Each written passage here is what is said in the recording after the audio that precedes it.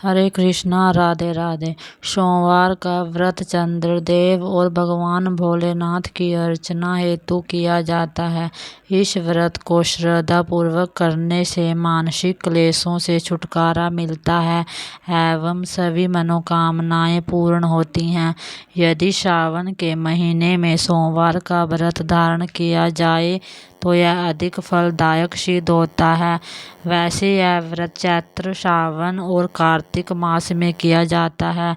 इस व्रत में सोमवार के दिन उपवास रखकर भगवान शंकर, माँ पार्वती की पूजा अर्चना करनी चाहिए तथा दिन में एक बार भोजन करना चाहिए। सोमवार का व्रत रखने से स्त्रियों का पति पुत्र का सुख मिलता है। पूजन विधि। भगवान शंकर की पूजा का श्रेष्ठ समय प्रातः काल माना जाता है। अतः सोमवार के दिन प्रातः काल ब्रह्म मुहूर्त में उठकर नित्य कर्म से निवृत्त हो स्नान कर पूजन हेतु ध्यान कर भस्म धारण कर कुशा पर बैठें। पूर्व अथवा उत्तर दिशा की ओर मुख रखें। चौकी पर नया सफ़ेद कपड़ा बिछाएं। उस पर तांबे पर खुदा सोमवार यंत्र और भगवान शिव की प्रतिमा तथा शिवलिंग की स्थापना करें। बिल्व पत्र, पुष्प, अक्षत्य, जल एवं दक्षिणा इत्यादि सामग्रियां अपने निकट रखें। शिव पूजन विधान के पश्चात व्रत तथा कथा पढ़नी चाहिए। व्रत कथा पूर्ण करने के उपरांत भगवान शिव को भोग लगाकर तुलसी के पौधे को अर्घ्य दें एवं दिन में एक समय ही भोजन करें। सोमवार व्रत कथा। एक साहूकार बहुत अमीर था। उसके पास धन की कोई कमी नहीं थी। साहूकार के पास सभी सुख और ऐश्वर्य के साधन थे, किंतु उसको एक ही दुख था कि उसके कोई औलाद नहीं थी। दिन रात वह इसी चिंता में लगा रहता। वह पुत्र पाने के लिए हर सोमवार को भगवान चंद्रदेव व शिवजी की पूजा करता व व्रत रखता था। साहूकार की भोलेनाथ के प्रति ऐसी भक्ति देखकर एक बार माँ पार्वती जी ने शिवजी से कहा, हे नाथ, यह साहूकार आपका अनन्य भक्त है और सदैव ही आपका व्रत और पूजा भक्ति भाव से किया करता है। आप कृपा करके इसकी मनोकामना को पूरी कर दें। पार्वती जी के ऐसे वचन सुनकर भोलेनाथ ने माँ गौरी से कहा, हे पार्वती, यह संसार एक कर्म क्षेत्र है। यहाँ जैसा जो भी करता है वैसा ही फल मिलता है। किंतु माता पार्वती आग्रह पूर्वक बोली, हे महादेव, यह आपका अनन्य भक्त है। यदि इसको कोई भी दुख है तो आपको उसे अवश्य दूर करना चाहिए। यदि आप अपने भक्तों की मनोकामनाएं पूरी नहीं करेंगे तो क्यों मनुष्य आपकी भक्ति, सेवा व पूजा करेंगे। पार्वती जी के इस आग्रह को सुनकर शिवजी ने कहा, हे शिवे, इस साहूकार के कोई पुत्र नहीं है, इसी कारण यह दिन रात चिंतित व दुखी रहता है।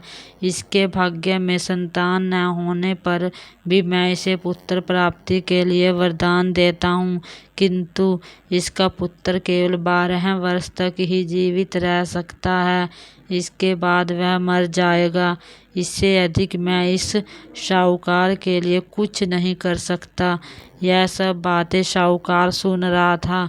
उसे यह सारी बातें सुनकर न कोई खुशी हुई और न ही कोई दुख।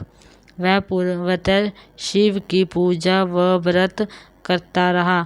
कुछ समय पश्चात साहूकार की पत्नी गर्भवती हो गई और 10वें महीने में उसने एक बहुत ही सुंदर पुत्र को जन्म दिया। साहूकार के घर में बहुत खुशियां मनाई गई, किंतु साहूकार ने अपने पुत्र की 12 वर्ष की उम्र जानकर कोई खुशी प्रकट नहीं की। इस संबंध में किसी को कोई भेद भी नहीं बताया। यह बालक धीरे धीरे बड़ा होने लगा। जब वह बालक 11 साल का हो गया तो बालक की माता ने शाहूकार से उसके विवाह के लिए कहा, किंतु शाहूकार ने कहा कि मैं इसे काशी जी पढ़ने भेजूंगा। शाहूकार ने अपने साले को बुलाकर कहा कि तुम इस बालक को काशी पढ़ने ले जाओ और इसे विधिवत शिक्षा ग्रहण कराओ। शाहूकार ने उसको बहुत सा धन देकर कहा कि रास्ते में जहाँ कहीं भी ठहरो वहाँ यज्ञ और ब्राह्मणों को भोजन कराते जाना। इस प्रकार वह दोनों मामा भांजे रास्ते में यज्ञ करते, दान देते और ब्राह्मणों को भोजन कराते जा रहे थे। रास्ते में एक शहर पड़ा। उस शहर में राजा की कन्या का विवाह था। एक अन्य राजा का लड़का बारात लेकर आया था, लेकिन वह एक आंख से काना था। लड़के के पिता को इस बात की चिंता थी कि वर को देखकर कन्या के माता पिता विवाह में किसी प्रकार की अड़चन न डालें। इसी कारण जब उन्होंने शाहूकार के अति सुंदर बेटे को देखा तो उसके मन में विचार आया कि क्यों न इस बालक से विवाह का कार्य पूर्ण करा लिया जाए।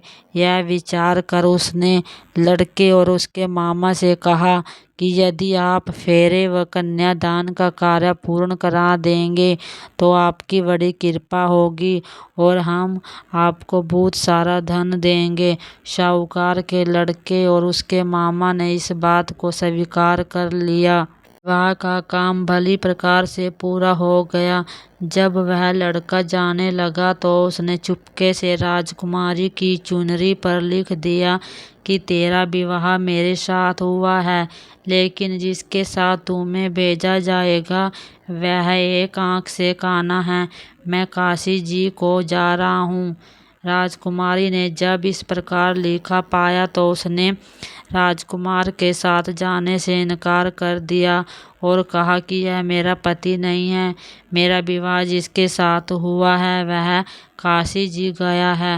राजकुमारी के पिता ने यह सब जब सुना तो उसने अपनी कन्या को विदा करने से इनकार कर दिया। बारात वापस चली गई। उधर साहूकार का लड़का और उसका मामा काशी जी पहुँचे, जहाँ लड़के ने पढ़ना शुरू किया।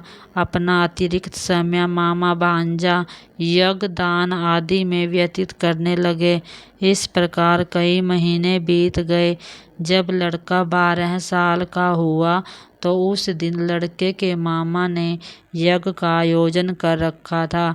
अचानक ही लड़के की तबीयत खराब हो गई। लड़के के मामा ने कहा कि अंदर जाकर सो जाओ। लड़का अंदर जाकर सो गया। थोड़ी देर पश्चात लड़का मर गया। जब लड़के के मामा ने देखा कि वह मर गया है तो वह बहुत दुखी हुआ।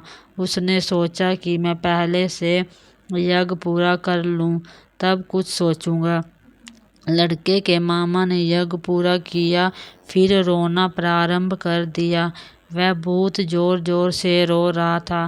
संयोगवश शिवजी और पार्वती उधर से जा रहे थे। पार्वती जी ने भगवान भोलेनाथ से कहा, हे नाथ, कोई दुखी व्यक्ति रो रहा है, उसके कष्टों को दूर कर दो। जब शिवजी और पार्वती जी वहाँ पहुँचे तो उन्होंने देखा कि वहाँ पर एक लड़का मरा हुआ पड़ा है। तब पार्वती ने देखते ही लड़के को पहचान लिया। पार्वती जी ने लड़के के मरने का कारण पूछा तो भोलेनाथ ने बताया, हे गौरी, इस लड़के की आयु इतनी ही थी, ये अपनी आयु पूरी कर चुका है।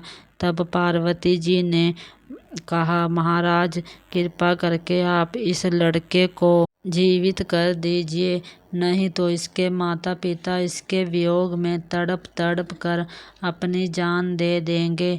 माता पार्वती की बात सुनकर शिवजी ने लड़के को पुनः जीवित कर दिया। शिवजी की कृपा से लड़का जीवित हो गया।